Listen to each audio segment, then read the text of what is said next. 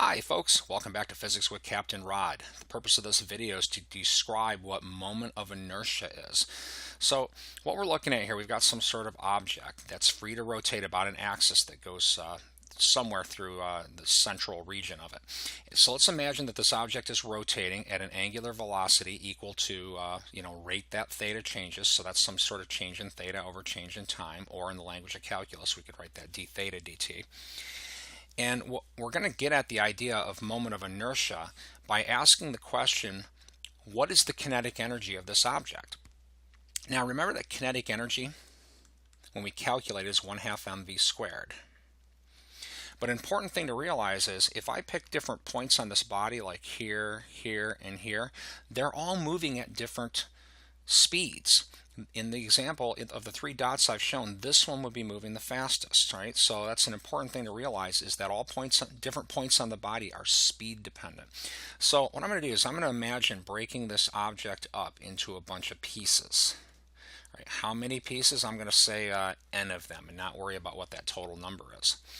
Now I might call this like piece 1, piece 2, piece 3, piece 4, piece 5. And so forth. So you notice now I've basically introduced some sort of like counting number, and I'm going to call that counting number I. So I'm going to kind of pick this as kind of a generic one. Doesn't have to be the first one, doesn't have to be the second one. I'm just going to call it the ith piece. And for every one of these, I can find a distance to the axis of rotation. I'm going to call that r sub I. So this piece is going in a circle, radius r. I'm tacking the I on just to note that this would be true for all of them, or for any piece on the body. Now the velocity vector of that piece might point something like this, and I'm going to tack an I on that as well, because the velocity of each piece is going to depend on which one we're talking about. This one's going to have a different velocity than this one, is going to have a different velocity than this one. The velocity, however, can be written r sub I times the angular velocity. Now, you'll notice that I didn't bother putting an I on the angular velocity. That's because when this body goes around one time, all points on the body go around exactly once. They all have the same angular velocity. They have different translational velocities, but they have the same angular velocity. So I don't really need an I on that angular velocity. All right.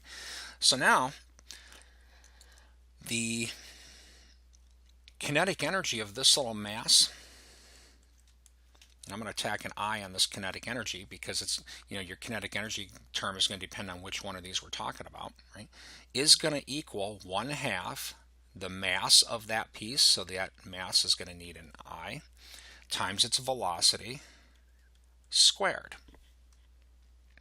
Now, the velocity can be rewritten in terms of the angular velocity, so we can say the kinetic energy, ith piece, is equal to 1/2 m sub I, and the velocity can be written r sub I times the angular velocity omega squared. And I'm going to go ahead and rewrite that one more time. 1/2 m sub I r sub I squared times omega squared. Right? Now the reason I separated these off, these both have I's on them. Now remember, this is the kinetic energy of just the one of these, the ith one. The total kinetic energy of the system is the sum of all of these. 1/2, the sum of all the 1/2 m sub I r sub I squared times the omega squared. And I is going from 1 to n.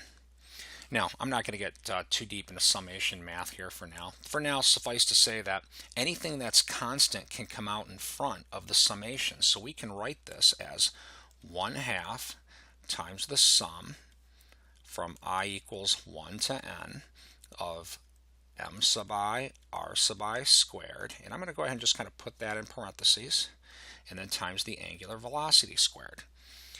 This quantity right here is the quantity that's called the moment of inertia.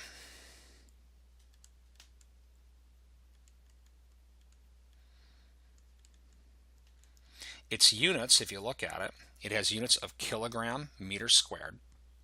Most books use the letter capital I to represent it.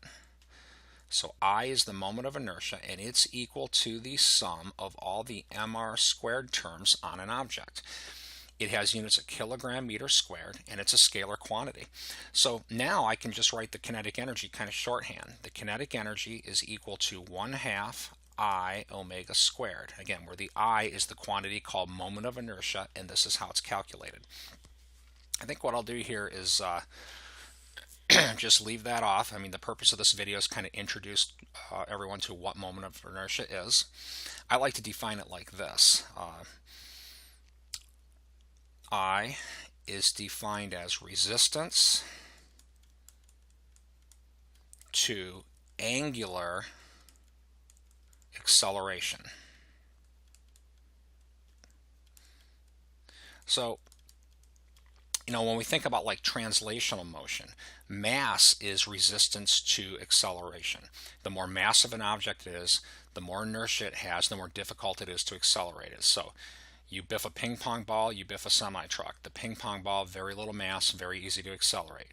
The semi-truck, lots of mass, tough to accelerate. So what that means is it's tough to change the velocity of the truck. Well, moment of inertia is the rotational equivalent of that. When something has a very high moment of inertia, it's very difficult to change its angular velocity.